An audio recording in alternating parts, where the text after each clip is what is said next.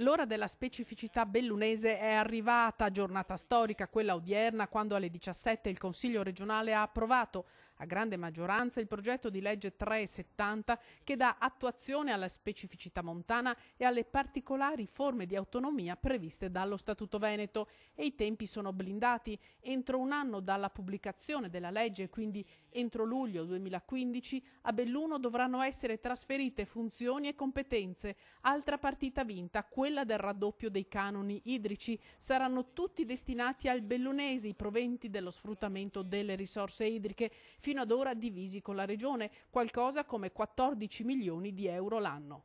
A Venezia, per vigilare sull'operato dei consiglieri regionali, erano scesi una quindicina di sindaci bellunesi, oltre ai rappresentanti degli autonomisti e delle associazioni di categoria, che ieri avevano sottoscritto un documento unitario che chiedeva tempi certi per l'attuazione, tempi che il voto ha confermato. Grande la soddisfazione di tutti i bellunesi presenti a Venezia.